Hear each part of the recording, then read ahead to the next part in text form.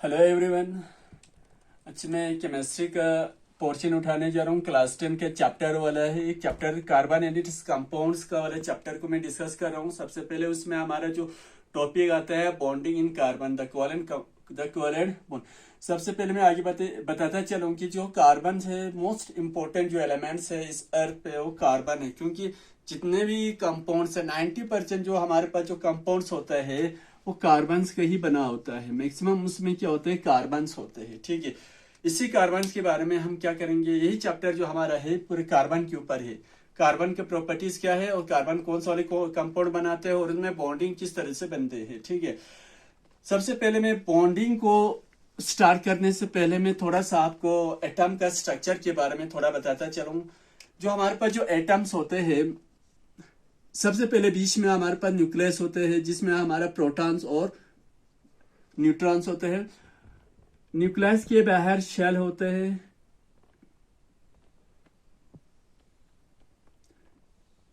ये जो शेल होते हैं ये डिपेंड करते हैं कि एटम के साइज के ऊपर।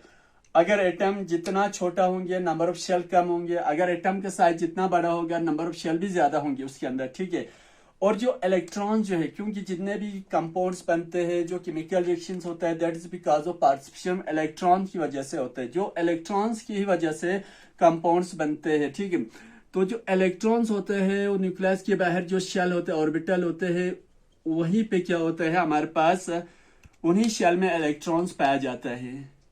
उन्हीं शेल्स में क्या होते हैं, इलेक्ट्रॉन्स होते हैं।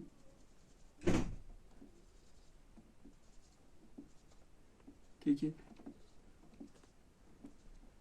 इन शेल के अंदर इलेक्ट्रॉन्स होते हैं। बीच में आपके पास न्यूक्लियस होता है। न्यूक्लियस हमारे पास प्रोटॉन होता है, प्रोटॉन और न्यूट्रॉन होता है जिसका चार्ज पॉजिटिव होता है। इलेक्ट्रॉन के ऊपर जो चार्ज होता है वो नेगेटिव होता है। इलेक्ट्रॉन के ऊपर जो चार्ज होता है नेगेटिव चार्ज होता है। प्रोटॉन के ऊपर जो चार्ज होता है वो पॉजिटिव होता है। जो एटम्स जो टोटल बना होता है इलेक्ट्रॉन, प्रोटॉन और न्यूट्रॉन्स का बना होता है। न्यूट्रॉन जो है इलेक्ट्रिकली न्यूट्रल होता है, उसके ऊपर कोई भी चार्ज नहीं होता है। न्यूट्रॉन के ऊपर कोई चार्ज नहीं होता है। ठीक है, देखिए जो शेल होता है उन शेल का हम नाम रखते हैं। ठीक है, सबसे न्यूक्लियस के बाहर जो सबसे पहला वाला जो शेल होता है इसको हम के शेल रखते हैं, के शेल। सेकंड वाले शेल का नाम एल शेल रखते हैं, एल शेल। और जो थर्ड जो शेल होता है उसको रखते हैं एम शेल, सो ऑन। अगर फोर्थ वाले शेल है तो उसको हम रखेंगे एन शेल रखेंगे। ठीक है, तो सबसे पहले जो पहला वाले शेल है उसको के शेल रखते हैं, और सेकंड वाले शेल को हम रखते हैं एल शेल, और थर्ड वाले शेल को एम रखते हैं। ठीक है, इससे हम नंबरिंग भी करते हैं, न्यूक्लियस से ही नंबरिंग करते हैं। ठीक है, न्यूक्लियस के सबसे पहले वाले जिस शेल को हम 1 रखते हैं, और इसके बाद सेकंड वाले को 2 और थर्ड को 3 रखते हैं। यानी कि के शेल का अगर नंबरिंग के हिसाब से देखा जाए तो के शेल का नंबर 1 होता है, एल शेल का नंबरिंग 2 होगा और एम शेल का नंबरिंग 3 होगा। ठीक है, तो अब क्वेश्चन ये है कि हर शेल में कितने नंबर ऑफ इलेक्ट्रॉन्स होते हैं। वो हमारे पास एक फार्मूला होते हैं, वो फार्मूला ये है, number of electrons in a shell वो बराबर होता है 2n स्क्वायर। 2n स्क्वायर ये फार्मूला है जिससे हम ये बता सकते हैं कि के शेल में कितने इलेक्ट्रॉन जाएंगे, एल शेल में कितने इलेक्ट्रॉन जाएंगे और एम शेल में कितने इलेक्ट्रॉन होंगे। एन हमारे पास होता है नंबरिंग होता है। ठीक है, नंबर होते हैं जिसका नंबर होता है 1 2 3 डैश डैश। ठीक है, मान लीजिए अगर हम चेक करें नंबर ऑफ इलेक्ट्रॉन्स इन के शेल, कौन सा वाले शेल में, के शेल में, पहले वाले शेल में कितने इलेक्ट्रॉन जाएंगे, वो बराबर होगा 2n स्क्वायर। हमारे पास यहाँ n इज इक्वल टू कितना है 1, के शेल का नंबरिंग 1 है, तो 2 1 n के बदले पे हम लगेंगे 1 का स्क्वायर, तो 1 का स्क्वायर 1 होते हैं, 2 1 जा 2। इसका मतलब ये है कि पहले वाले शेल में कितने इलेक्ट्रॉन जाएंगे, 2 इलेक्ट्रॉन जाएंगे। इसी तरह similarly number of electrons in L shell, L shell में को किसके बराबर हो जाएंगे, फार्मूला है 2n स्क्वायर। 2n हमारे पास कितना है, एल का जो नंबरिंग होता है 2 होता है, एल का जो नंबरिंग कितना होता है 2, तो एन के वैल्यू पे हम 2 लिखेंगे। 2n का स्क्वायर है तो 2 का भी स्क्वायर हो जाएंगे, 2n का स्क्वायर होगा 4, सॉरी 2 का स्क्वायर 4 होगा, 2 4 जा 8। तो एलसीएल में जाएंगे, हमारे पास एलसीएल में कितने जाएंगे, टोटल 8 इलेक्ट्रॉन जाएंगे, ठीक है। सेकंड वाले शेल में हमारे पास टोटल 8 इलेक्ट्रॉन जाएंगे। इसी तरह से number of electrons in M shell, M shell के अंदर जो इलेक्ट्रॉन जाएंगे वो होगा हमारे पास 2, एम का नंबरिंग है 3, तो 3 के स्क्वायर हो जाएंगे 9, 2 9 जा 18, ठीक है। तो ये थोड़ा सा इंट्रोडक्शन था कि शेल क्या होता है और शेल में कितने नंबर में इलेक्ट्रॉन जाते हैं और शेल का हम नंबरिंग किस तरह से, शेल का न्यूक्लियस से हम नंबरिंग स्टार्ट करते हैं। न्यूक्लियस के पहले वाले शेल को 1 रखते हैं, सेकंड को 2 और थर्ड को 3, तरह से सो ऑन, ठीक है। ओके, पहले वाले शेल को अगर हम देखें तो के शेल बोलते हैं, दूसरी को एल शेल और थर्ड को एम शेल बोलते हैं। तो ये हमारे पास इन शेल्स के अंदर कितने इलेक्ट्रॉन जाएंगे वो डिपेंड करते हैं उनकी किसके ऊपर, नंबरिंग के ऊपर डिपेंड करता है। ओके, चलिए थोड़ा सा आगे बढ़ते हैं, अपने असल टॉपिक्स पे आते हैं। टॉपिक है हमारे पास है बॉन्डिंग इन कार्बन होते हैं। बॉन्डिंग इन कार्बन में किस तरह से बॉन्डिंग होता है, देखिए जितने भी कंपाउंड्स होते हैं, जितने भी एटम जिनका आउटर मोस्ट शेल में, अगर मैं कार्बन का देखूं, कार्बन के एटॉमिक नंबर 6 होते हैं। कार्बन का अगर मैं स्ट्रक्चर बना दूं, पहले न्यूक्लियस है हमारे पास, न्यूक्लियस के बाहर है हमारे पास पहले वाले शेल, पहले वाले शेल में कितने जाएंगे, 2 इलेक्ट्रॉन जाएंगे, 2 ही जाएंगे। तो तीसरा चौथा पांचवा छठा जो कहाँ पे जाएंगे, सेकंड वाले शेल में जाएंगे। टोटल कार्बन के पास 6 इलेक्ट्रॉन्स है, दैट मीन 2 हो गया, 3 4 5 6, ये हमारे पास है स्ट्रक्चर ऑफ कार्बन है। तो स्ट्रक्चर ऑफ कार्बन के सबसे बाहर वाले शेल को हम बोलते हैं outermost shell, outermost shell. Atom के सबसे बाहर वाले शेल को हम बोलते हैं आउटर मोस्ट शेल या वैलेंस शेल भी कहते हैं, वैलेंस शेल बोलते हैं। तो जो केमिकल रिएक्शन में जो पार्टिसिपेट करते हैं वो वाले इलेक्ट्रॉन पार्टिसिपेट करते हैं जो आउटर मोस्ट शेल में होते हैं, यानी कि ये वाले जो इलेक्ट्रॉन जो है जो के शेल में है ये वाले केमिकल रिएक्शन में पार्टिसिपेट नहीं करेंगे। खाली ये वाले जो शेल में इलेक्ट्रॉन्स है, कौन से वाले शेल में, एल वाले शेल जो है खाली में जो मौजूद इलेक्ट्रॉन्स है यही जो है क्या करेंगे, केमिकल रिएक्शन में पार्टिसिपेट करेंगे, ठीक है। ओके, चले बढ़ते। तो जितने भी एटम्स होते हैं, जितने भी एटम्स जिनका आउटर मोस्ट शेल में number of electron less than 8 होगा, the elements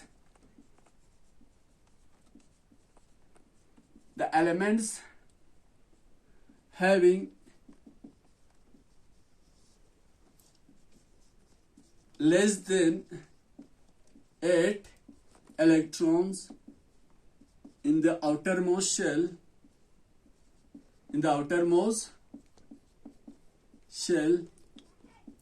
have the tendency, तो उनके अंदर ये टेंडेंसी होते क्या करने के लिए, have the tendency to attain octet, octet यानी कि वो क्या करते हैं, आउटर मोस्ट शेल में जिन एटम्स के आउटर मोस्ट शेल में 8 इलेक्ट्रॉन से कम है वो वाले एटम जो है क्या अटेन करते, ऑक्टेट अटेन करते। ऑक्टेट मतलब वो आउटर मोस्ट शेल में 8 इलेक्ट्रॉन लेके आते हैं, ठीक है। यानी कि टू अचीव, ये क्यों करते हैं, to achieve nearest noble gas configuration, noble gas configuration.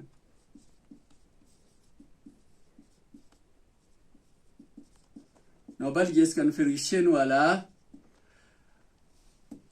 Electronic configuration achieve करने के लिए जो भी एटम जिनका आउटर मोस्ट शेल में 8 इलेक्ट्रॉन से कम है, खाली किसका क्या हो 8 इलेक्ट्रॉन से कम हो, वाले क्या करते हैं, अचीव करते हैं। कौन सा वाला, ऑक्टेट अचीव करते हैं। किस तरह से, bye achieving nearest noble gas configuration. सबसे जो उनके नजदीक जो सबसे नियरेस्ट जो नोबल गैस कॉन्फ़िगरेशन होगा वो वाला अचीव करने के लिए वो क्या करते हैं, ऑक्टेट अचीव करते हैं। किस तरह से करते हैं, बाय, उनके पास 2 रास्ते होते हैं, या तो क्या करते हैं, बाय लूजिंग गेनिंग,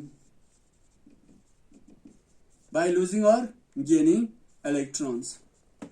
ये जो एक्टिव एचिव करते हैं आर इलेक्ट्रॉन जो लाने के लिए जो कोशिश करते हैं एटम्स, वो दो तरीके से, या तो लॉस करते हैं आर इलेक्ट्रॉन आउटर मोस्ट शेल में आर इलेक्ट्रॉन ऑक्यूपाई करने के लिए, या तो क्या करते हैं गेन करते हैं बाय फॉर्मिंग। तो जब भी इलेक्ट्रॉन लूजिंग या गेनिंग होगा तो कैसे बनते हैं, फॉर्मिंग आयनिक कंपाउंड बनता है, आयनिक कंपाउंड्स, या जिसको हम बोलते हैं आयनिक बॉन्ड बोलते हैं। जब भी कोई भी atoms nearest noble gas configuration achieve करने के लिए इलेक्ट्रॉन नंबर इलेक्ट्रॉन या तो गेन करेंगे या लॉस करेंगे, तो उस वक्त जो नायक को जो कंपाउंड बनता है उस कंपाउंड को हम कहते हैं आयनिक कंपाउंड कहते हैं। ठीक है, अगर हम किस में देखें, कार्बन में देखेंगे, क्योंकि हमारा टॉपिक ही कार्बन के ऊपर है। Carbon has 4 electrons in its outermost shell। अगर हम देखेंगे कि कार्बन के अंदर, कार्बन की सबसे आउटरमोस्ट वैलेंस शेल में कितने इलेक्ट्रॉन्स है, 4 इलेक्ट्रॉन्स है। 4 इलेक्ट्रॉन्स होने का मतलब ये है कि कार्बन क्या करेंगे, या तो 4 इलेक्ट्रॉन या तो गेन करेंगे ऑक्टेट बनाने के लिए। ऑक्टेट मीन्स 8 होते हैं, ऑक्टेट मीन्स 8। तो कार्बन के पास 2 ऑप्शन है, या तो 4 इलेक्ट्रॉन गेन करेंगे ऑक्टेट बनाने के लिए, या तो क्या करेंगे, या तो 4 इलेक्ट्रॉन लॉस करेंगे। क्योंकि कार्बन का जो नियरेस्ट जो नोबल गैसेस होता है, नोबल जो एलिमेंट्स होते हैं, एक तो नियॉन होता है और दूसरा है उसके पास हीलियम होता है। हीलियम का एटॉमिक नंबर 2 है और नियॉन का एटॉमिक नंबर 10 है, और कार्बन का एटॉमिक नंबर कितना होता है, 6 होता है। 6 में से आउटर मोस्ट शेल इलेक्ट्रॉन्स में उसके पास 4 इलेक्ट्रॉन्स होते हैं। अगर वो 4 इलेक्ट्रॉन लॉस करेंगे तो कौन सा वाला, हीलियम का नोबल गैस कॉन्फिगरेशन अचीव करेंगे।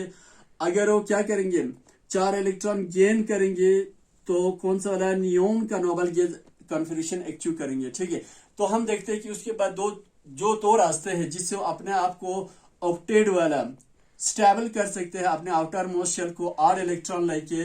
उसके बाद 2 पॉसिबिलिटीज है। ठीक है, दो पॉसिबिलिटीज है, या तो गेन करेंगे या तो लॉस करेंगे। पहला अगर हम देखेंगे, कार्बन हैज 2 possibilities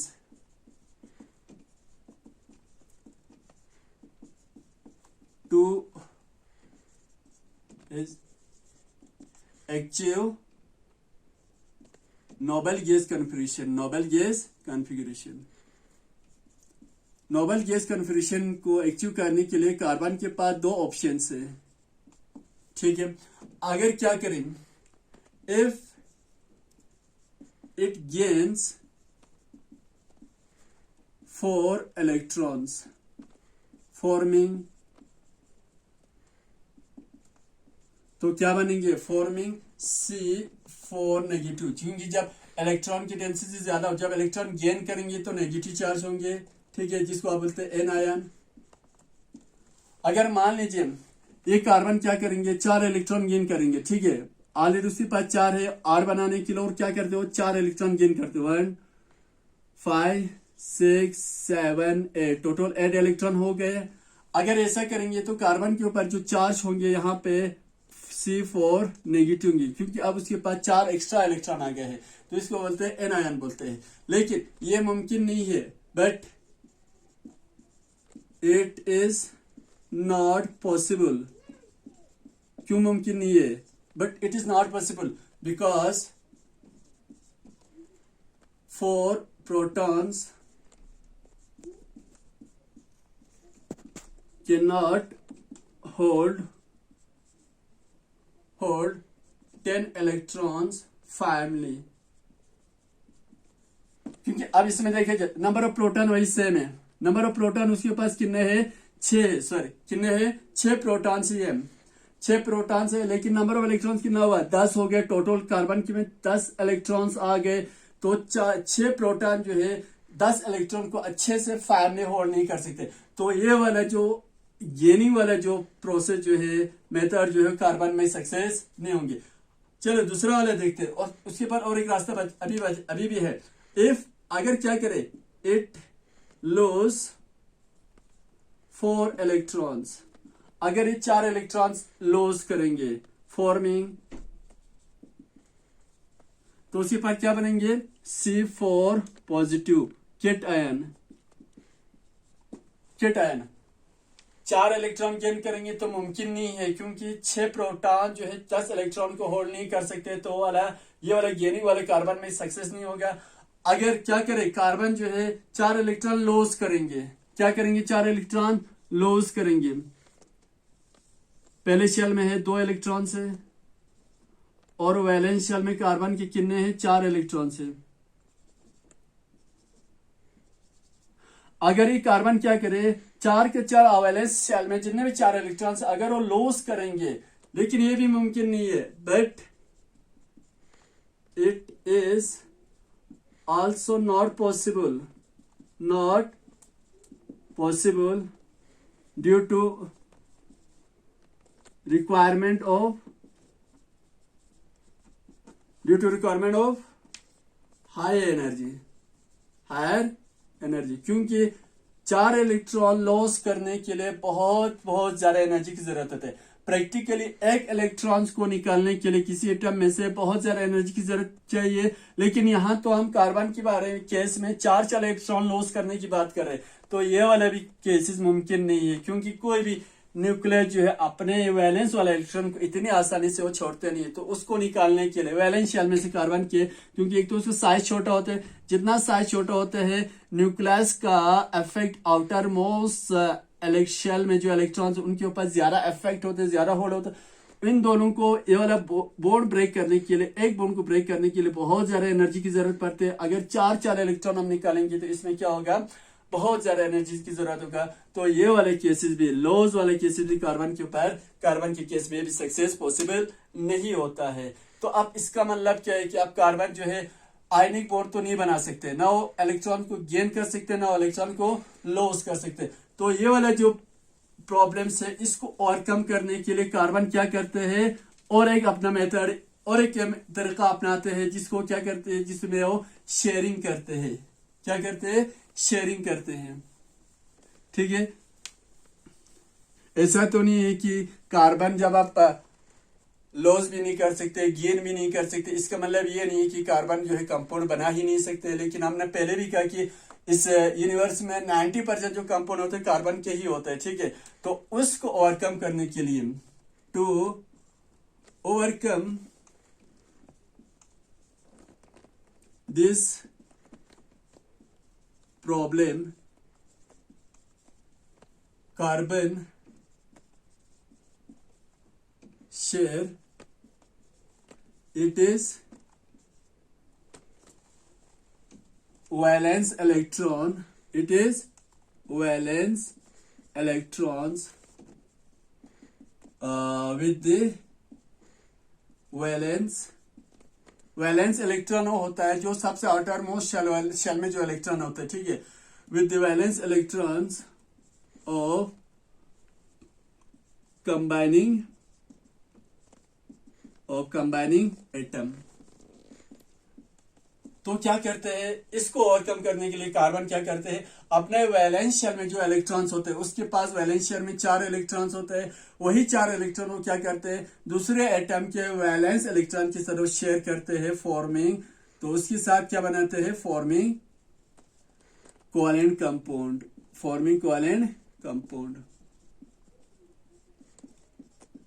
ठीक है, कौन सा वाला कंपाउंड बनाते हैं, कोवेलेंट कंपाउंड बनते हैं। कोवेलेंट कंपाउंड कैसे बनते हैं, शेयरिंग ऑफ इलेक्ट्रॉन से बनते हैं।